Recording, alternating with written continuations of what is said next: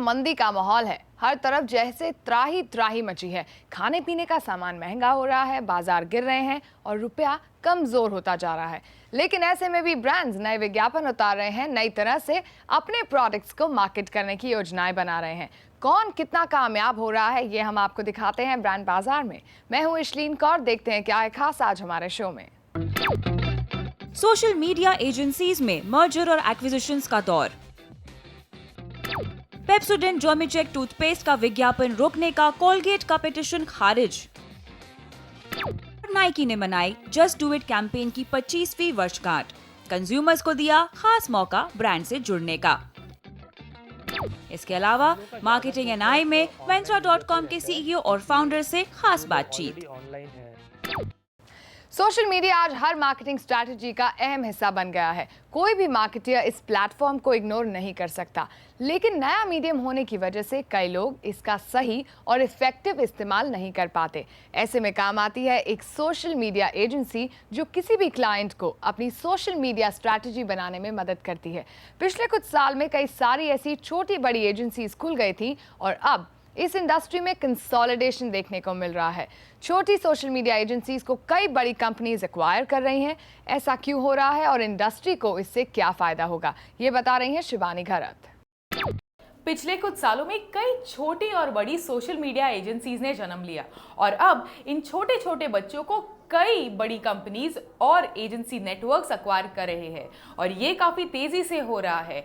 आज हर एक agency client या फिर मार्केटर को एक पूरा सॉल्यूशन देना चाहती है और सोशल मीडिया पूरी एडवर्टाइजिंग और मार्केटिंग स्ट्रेटजी का एक अहम हिस्सा बन चुकी है। किसी भी कंपनी के लिए ये काफी जरूरी होता जा रहा है कि वो सोशल मीडिया के जरिए कंज्यूमर्स के साथ बातचीत करे। ऐसी बातचीत जो लगातार चले। अपने ब्रांड और उसके कैंपेन को ज्यादा से ज्यादा लोगों तक ले जाने का भी जरिया है सोशल मीडिया। A&M इंडस्ट्री में ये तेजी से नए आयाम भी बना रहा है। ऐसे में छोटे छोटे सोशल मीडिया प्लेयर्स मर्जर्स की ओर बढ़ रहे हैं। ये इंडस्ट्री एक तरह से एक टिपिंग पॉइंट पर पहुंच रही है। अपने आप में अकेली छोटी एजेंसी कहीं ज़्यादा आगे नहीं बढ़ सकती। ऑन दी अदर हैंड जो बड़ी बड़ी agency, advertising agency, PR agency, उनके लिए ये एक कंपोनेंट रहना अपने आर्सेनल में ज़रूरी है। हाल ही में डिजिटल एजेंसी गोजूप ने social media agency red digital को एक्वायर किया। कंपनी का मानना है कि इस एक्विजिशन के बाद कंपनी का एनुअल टर्नओवर 15 करोड़ हो जाएगा और 30% की सालाना ग्रोथ वो टारगेट कर रहे हैं। कई कंपनीज हैं जो स्टार्ट करते हैं ताकि वो 2-3 साल में बेच सके, और कई कंपनीज जैसे गोजू पे वी लुक एट ऑलवेज कि कैसे हम फंडामेंटली कैसे अच्छी कंपनी बनना चाहते हैं। इसीलिए हमने डाइवर्सिफाई किया है। जैसे दुबई में, सिंगापुर में, आगे हम कतार, USA में डाइवर्सिफाई करना चाह रहे हैं ताकि हम एक फंडामेंटली स्ट्रॉन्ग कंपनी बना सके। ये है जो पूरा एक्विजिशन है, उसमें पूरा जो कंपनी है वो बड़ा हो गया है, उसमें एक्सपर्टीज़ ज़्यादा आ गई है। तो हमारे लिए as a company that acquire हो गई है, वो ऑब्वियसली एक तो है मॉनेटरी बेनिफिट, बट उसके अलावा जो हम लोग ने पूरी कंपनी फाउंड की है, हम लोग को भी चाहते हैं कि वो बड़ी हो जाए। दुनिया भर में याहू, ओरेकल जैसे कंपनियां अपने देश में और अंतर्राष्ट्रीय बाजार में डिजिटल एजेंसीज और खासकर सोशल मीडिया एजेंसीज के एक्विजिशंस में लगी हैं। ग्लोबल एडवर्टाइजिंग और कम्युनिकेशन कंपनियां भी यही कर रही हैं। जैसे WPP चाइना, यूरोप जैसे मार्केट्स में छोटी डिजिटल एजेंसीज एक्वायर कर रही हैं। पुब्लिसी भी लगातार कई छोटी बड़ी डिजिटल एजेंसीज को एक्वायर कर चुका है। देश में देखें तो 2013 में ही डेंसू ने वेबचटनी में 80% स्टेक लिया। HT मीडिया ने सोशल मीडिया एजेंसी वेबिट्यूड को एक्वायर किया। आज कोई भी लाइन में हाइप जैसे बनता है कि 90s में हमारे पास .com की हाइप रही थी, तो जिस समय हाइप होती है तो सब कोई चाहता है कि मुझे भी ये करना चाहिए, तो कोई ना कोई बड़ी कंपनी वो .com को ख़रीदने तैयार थी। आज के दिन सोशल मीडिया या डिजिटल मीडिया को ख़रीदने तैयार है, तो थोड़ा सा हाइप फैक्टर है, ज़रूरी है। बिकॉज कंपटीशन बहुत हाई है। 120 से 150 एजेंसीज कहते हैं आज हैं, तो अवेलेबल भी हैं, बट रेट भी ठीक लग रहे हैं उनके। बोलते हैं कि valuation 1.1 to 1.3x of turnover है, तो वो बड़े ग्रुप्स के लिए बहुत ही अफोर्डेबल चीज़ है कि ऑर्डर बुक उसी में ही आ जाएगी तो ROI एकदम फटाफट मिल जाता है। Best brands will take social media in house, वो खुद ही सोशल मीडिया करना चाहेंगे। तो इसकी वजह से गुजूप ने जोजोलो करके हमारे प्रोडक्ट्स स्टार्ट किए हैं जो सोशल प्रोडक्ट्स हैं। ये आपके सोशल कॉमर्स के लिए हैं as well as social loyalty के लिए हैं।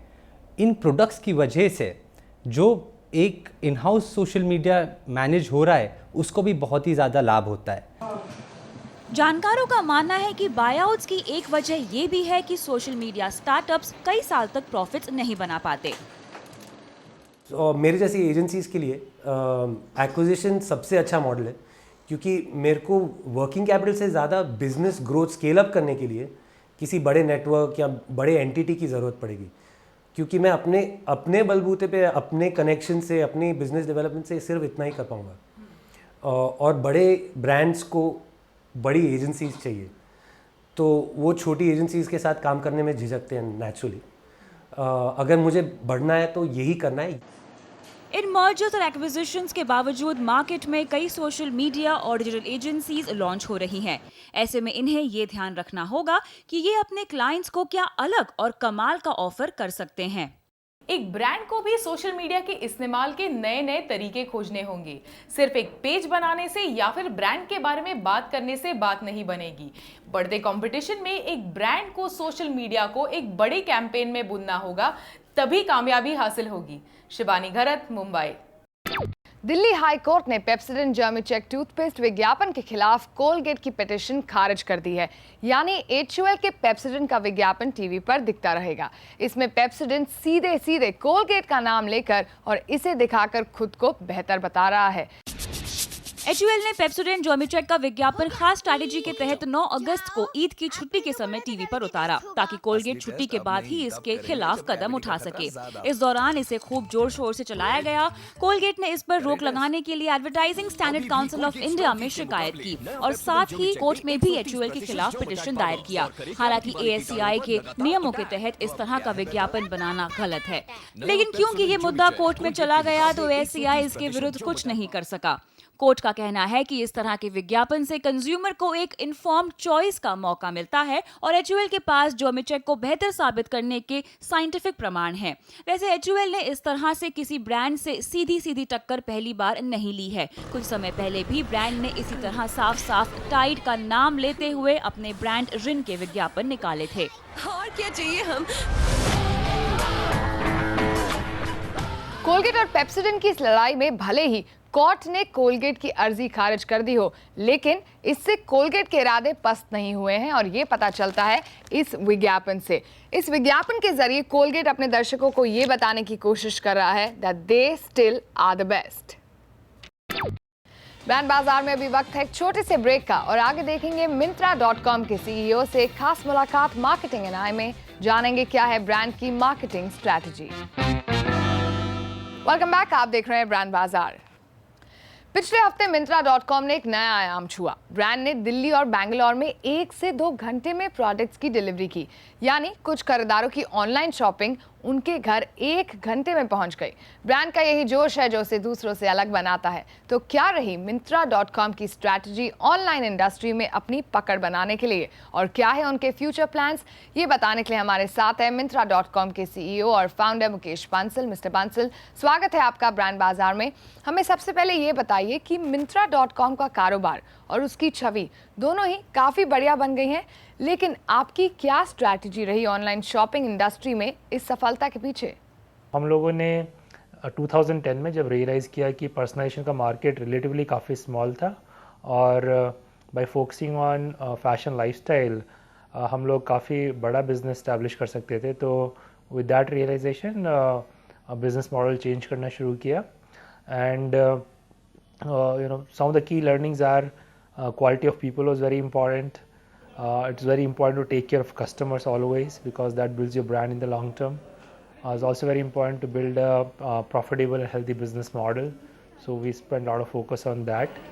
तो इन सब चीज़ों पे फोकस करने की वजह से we were able to make the transition reasonably well as today we have established Myntra as the largest fashion destination in the country. Okay, लेकिन मिंत्रा के कंपेटिटर्स काफ़ी ज़ोर शोर से डिस्काउंट को मार्केट करते हैं। इनसे निपटने के लिए और अपना कंज्यूमर बेस बढ़ाने के लिए आप क्या कर रहे हैं? पिछले 6 महीनों में वी हैव सीन कि Jabong has been very aggressive, Flipkart has been very aggressive, there's been excessive level of discounting. तो we try to find the right balance. हम लोग चाहते हैं कि consumers को Myntra पे right value मिले, but also हम लोग का business model healthy रहे, तो we control the levels of discounts and in terms of acquiring customers is important. अभी जिस level पे business है और जो potential है उसमें काफ़ी difference है. We have about 1.6 million customers today, but over next 2 years we want to acquire close to 5 million customers. तो उसके लिए customer acquisition strategically काफ़ी important है. We run lot of campaigns around that. तो एक ई-कॉमर्स पोर्टल होने के नाते आपका फोकस डिजिटल एडवर्टाइजिंग पर कितना है? हम लोग का ज़्यादा फोकस ऑनलाइन मीडिया पे रहता है, क्योंकि जो लोग ऑलरेडी ऑनलाइन हैं उन लोगों का प्रोबेबिलिटी शॉपिंग करने का काफ़ी ज़्यादा रहता है. जब हम लोग मास मीडिया करते हैं तो उससे ब्रांड तो स्टैब्लिश होता है, बट बहुत सारे लोग उसमें they may not have internet access, या वो लोग ऑनलाइन शॉपिंग करने के लिए काफ़ी कंफर्टेबल नहीं होंगे. तो what we try to do is periodically do little bit of mass media spend so that brand is visible, but majority of our digital advertising expenditure is online. उसमें ROI अच्छा होता है, relevance काफ़ी रहता है, message personalize कर सकते हैं, so we can run hundreds of different ads so that different people see different things based on their gender, their location, their preferences etc. So currently around 80-20% mix हम लोग use करते हैं, 80% online media के लिए, 20% offline media के लिए. और consumers की बात करें तो ऑनलाइन खरीदारी कहाँ हो रही है सबसे ज़्यादा, और टियर 2 और टियर 3 सिटीज़ से किस तरह का ट्रैफिक आ रहा है आपकी साइट पर? लगभग बराबर ही दोनों जगह से आ रहे हैं. टॉप 10 सिटीज़ से 50% आता है, बाकी 50% rest of India, which includes almost 400 different cities. But हम लोग देख रहे हैं कि टियर 2 सिटीज़ ज़्यादा फास्ट ग्रो कर रहे हैं. एक साल पहले अराउंड 40% रेवेन्यू आता था टियर 2 टियर 3 सिटीज़ से, अभी वो बढ़ के 50% हो गया है, और वी थिंक कि अगले साल होते होते अराउंड 60% हो जाएगा. Alright, and mister Bansal, before we let you go, हम यही जानना चाहेंगे कि मिंत्रा के फ्यूचर प्लान्स क्या हैं? हाँ, लॉन्ग टर्म फ्यूचर के 2-3 प्लान है. एक तो अभी हम लोग को लगता है कि if we keep executing well, हम लोग इंडिया के सबसे लार्जेस्ट फैशन रिटेलर बन सकते हैं, ऑनलाइन या ऑफलाइन. क्योंकि अभी ऑनलाइन में बहुत सारा ग्रोथ बाकी है, जितना फैशन रिटेल का बहुत स्मॉल पोर्शन अभी भी ऑनलाइन है. तो we want to make sure that we end up being that player in the long term. We are also focusing on getting to profitability in near future, and eventually yes, we want to go IPO, but we are not going to rush into it. I think more important first is to make sure business model is very healthy and we are growing steadily. We have big distance between us and the second largest player in the category, and then maybe 2 or 3 years from now is when we'll consider an IPO. शुक्रिया mister Bansal, समय निकाल कर हमसे बात करने के लिए, and all the very best for your future plans. Thank you very much. I enjoy talking to you. Brand बाजार में वक्त है एक छोटे से ब्रेक का. आगे हमारी खास सीरीज जिसमें हम आपको बता रहे हैं देश की एडवर्टाइजिंग और मार्केटिंग से जुड़ी कुछ खास संस्थाओं के बारे में. वेलकम बैक, आप देख रहे हैं ब्रांड बाजार. देश की एडवर्टाइजिंग और मार्केटिंग इंडस्ट्री के दिग्गजों ने इंडस्ट्री के कामकाज पर एक राय बनाने के लिए, एक दूसरे के काम को सराहने के लिए और खुद के लिए कायदे कानून बनाने के लिए भी कुछ संस्थाओं का गठन किया है. हमारी खास सीरीज में हम एक एक कर इन सभी के बारे में आपको बताएंगे, और आज हम शुरुआत कर रहे हैं द एडवर्टाइजिंग क्लब से. एडवर्टाइजिंग इंडस्ट्री की सबसे इंपॉर्टेंट रिप्रेजेंटेटिव बॉडी है एड क्लब. A&M इंडस्ट्री के लिए ये क्लब सबसे महत्वपूर्ण और जाने माने अवार्ड्स भी होस्ट करता है. ये बॉडी 59 साल पुरानी है. तो कैसे हुई इसकी स्थापना और क्या करता है एड क्लब, ये जानते हैं. इसमें कोई शक नहीं है कि एबीज, एफीज और एमवीज एड इंडस्ट्री के सबसे बड़े अवार्ड्स हैं, और इन अवार्ड्स को होस्ट करता है एड क्लब, एडवर्टाइजिंग और मार्केटिंग इंडस्ट्री की सबसे बड़ी body. Ad club of Bombay के नाम से शुरू हुआ ये क्लब इंडस्ट्री के लोगों को एक साथ एक मंच पर लाकर दोस्ताना बढ़ाने के लिए शुरू किया गया है. बॉबी सिस्ता के एक दोस्त और उनकी बहन सुभद्रा सिस्ता, जो उस वक्त कोलकाता में काम करती थी, उन्होंने इस तरह का क्लब बनाने की बात कही। 30 जून 1954 को डिजाइनर आर्टिस्ट रतन बत्रा के ऑफिस में एड क्लब की पहली मीटिंग हुई। फिर एक हफ्ते बाद एक और मीटिंग हुई एड क्लब के एम्स और ऑब्जेक्टिव्स पर चर्चा करने के लिए। इसका नाम रखा गया एड क्लब लंचों क्लब और पहला फंक्शन, जो जाहिर है एक बड़ा लंच का आयोजन था, हुआ 22 अगस्त 1954 में। ये लंच 80 लोगों ने अटेंड किया, जिसमें से 68 लोग पहले 3 हफ्ते में एड क्लब के मेंबर बने। तब इस क्लब की फीस 5 रुपए थी और मासिक दर केवल 2 रुपए। पहले 4 साल मैं तो फाउंडिंग सेक्रेटरी था। उस 4 साल में बहुत इलस्ट्रियस प्रेसिडेंट हमारा था। हमारा बोर्ड के ऊपर बोर्ड मेंबर्स भी सब very senior marketing people, they were even some managing directors. और मेरे टर्म में आखिरी लास्ट 2 इयर्स में chairman of Hindustan Lever mister Prakash Tandon, वो भी प्रेसिडेंट था। एड क्लब कुछ लाइक माइंडेड लोग, पुराने लोग जो एडवर्टाइजिंग में थे, जो बहुत पैशनेट थे, नाम लेना चाहूँगा मिस्टर तलियार खान, बॉबी सिस्टा, रतन बात्रा और कुछ ऐसे लोग आए साथ मिलकर। उन्होंने कहा कि हमें एक एड क्लब फॉर्म करना चाहिए। और इनिशियली तो वो खुद कंट्रीब्यूट करके भी एक्टिविटीज़ चलाया करते थे। ऐसा नहीं था कि उस वक्त लोगों को स्पॉन्सर मिलते थे। तो कुछ भी सीखेंगे। एड क्लब के कुछ शुरुआती मेंबर्स थे बॉबी सिस्ता, ड्राफ्ट एफसीपी उल्का के फाउंडर बाल मुनकुर, वोल्टस एडवर्टाइजिंग के एसपीएस तलियार खान, एवरेस्ट एडवर्टाइजिंग के आदि पटेल जैसे दिग्गज। आज एड क्लब में हर तरह के मेंबर्स हैं, चाहे वो एड एजेंसीज हो, कंपनियों के मार्केटिंग हेड, मीडिया जैसे print publications, TV, online platforms. इन प्लेटफॉर्म से जुड़े लोग सभी इसके मेंबर्स बन सकते हैं। इसके फाउंडिंग मेंबर्स में से एक बाल मुनकुर ने इस क्लब की शुरुआती दिनों में इसे एक दिशा दी। उनका कहना था कि दूसरी इंडस्ट्रीज के पास उनकी खुद की ऑर्गेनाइजेशंस हैं, तो ये एड क्लब विज्ञापन और इससे जुड़ी हुई फील्ड्स तक ही सीमित रहना चाहिए। एडवर्टाइजर्स और एडवर्टाइजिंग एजेंसीज होगा मेंबर्स इसके लिए, ये इस क्लब का, एडवर्टाइजिंग मैनेजमेंट क्लब का। मीडिया वालों को हम एक्सक्लूड करेंगे। आप कह सकते हैं हम बहुत स्नॉबिश था या कुछ भी था, आप कुछ भी नाम दे सकते हैं, लेकिन कारण ये था कि हमारा डर था कि अगर मीडिया वालों को हम एडमिशन देंगे, मीडिया वाले तो आउटडोर वाले, मर्चेंडाइज वाले, सबको would have to include everyone. हमारा डर था कि they will use this as a platform for canvassing for their business. फिर टी परमेश्वर, जो रीडर्स डाइजेस्ट के फाउंडर और मैनेजिंग एडिटर थे, उन्हें इस क्लब का जॉइंट सेक्रेटरी बना दिया गया। इस अपॉइंटमेंट के बाद काफी सारी चीजें बदली। एडवर्टाइजर्स या फिर एड एजेंसीज तक सीमित रहना तो दूर, ये मुंबई तक भी सीमित नहीं रहा और इसीलिए पिछले साल एड क्लब ऑफ बॉम्बे से इसका नाम सिर्फ एड क्लब कर दिया गया। आज आईपीजी इंडिया के head Shashi Sinha ad club के प्रेसिडेंट हैं, Ajay Kakkar CMO financial services, Aditya Birla group इस क्लब के वाइस प्रेसिडेंट हैं और प्रताप बोस सीओओ डीडीबी मुद्रा इस क्लब के सेक्रेटरी। इंडस्ट्री के कई दिग्गज इसे एक सॉफ्ट रिप्रेजेंटेटिव बॉडी कहते हैं, क्योंकि ये टफ इश्यूज के बारे में बात नहीं करता। ऐसा आखिर क्यों? ये तो क्लब है सिर्फ like any other club, membership, दोस्ती के लिए, फ्रेंडशिप के लिए, get to know each other.